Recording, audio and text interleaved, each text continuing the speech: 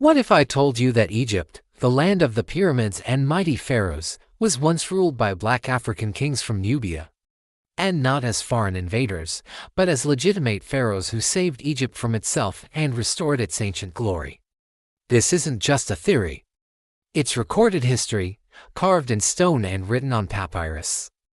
Today, we meet the Black Pharaohs of the 25th Dynasty. So, who were these powerful rulers?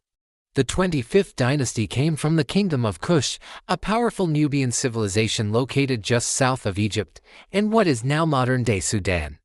For centuries, Egypt and Kush had a complex relationship, sometimes as trade partners, sometimes as rivals. But by the 8th century BC, the Kushites rose to become the masters of the Nile Valley. It's crucial to understand that these rulers were not just outsiders who adopted Egyptian culture. They were African, they were Nubian, and they were fully recognized Egyptian pharaohs who saw themselves as the true heirs to Egypt's legacy. Their line of kings included some of the most remarkable figures in ancient history: Piye Shebaka, Shebitku, the Great Taharqa, and Tantamani. These weren't warlords who came to plunder a weakened neighbor. They saw themselves as champions of the Egyptian gods, on a divine mission to reunify a fractured land and bring back the old ways.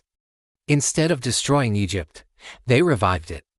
They breathed new life into a civilization that had fallen into decline, initiating a renaissance that would be remembered for centuries.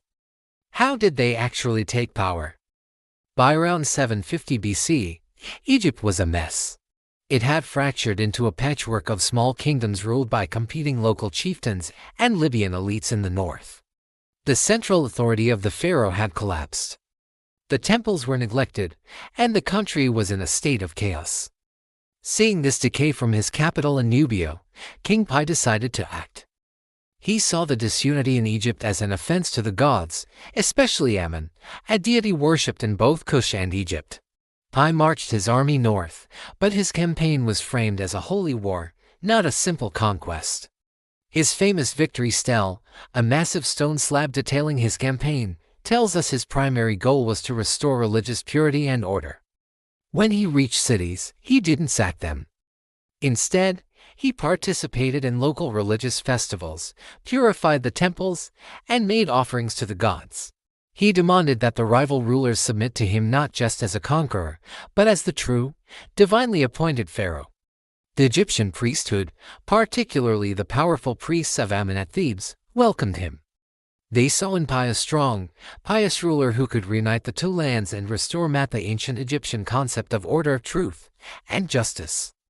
He wasn't seen as a foreign invader, but as a savior. Once in power, the Kushite pharaohs didn't just rule, they launched one of the most significant cultural revivals in Egyptian history. This period is often called the Kushite Renaissance.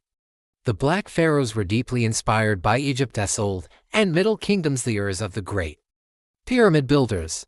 They saw themselves as restorers of that golden age. They initiated massive construction projects across Egypt.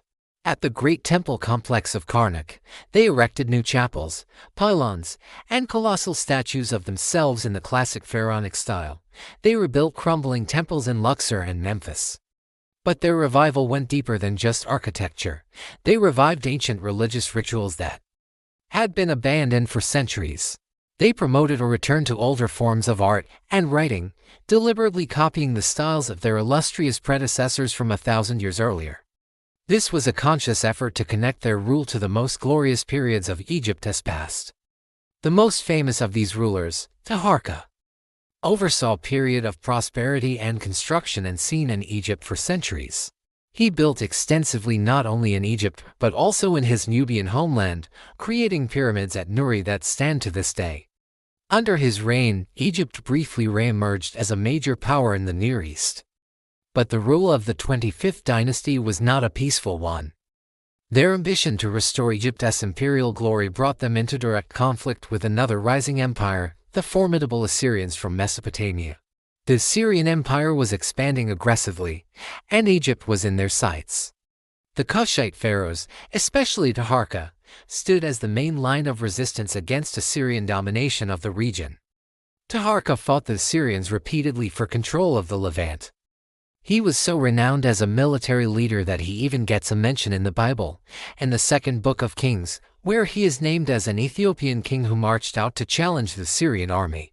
For a time, Taharqa managed to hold them off, but the Syrians, with their superior iron weapons and brutal military tactics, were relentless, in a series of devastating campaigns.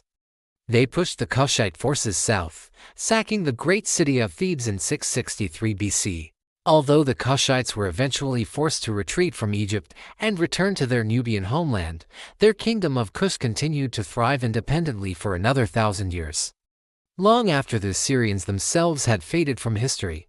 So if this history is so well documented, why is it so little known? For a long time, Western historians of the 19th and early 20th centuries had a hard time accepting that a black African civilization from Nubia could have conquered and ruled Egypt.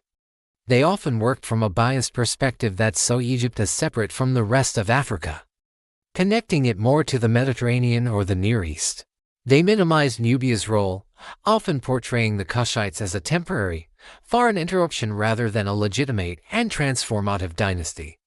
Some even went so far as to argue that the Kushite rulers couldn't have been truly black, despite all evidence to the contrary. But archaeology and modern scholarship tell a very different and much truer story. The evidence is undeniable.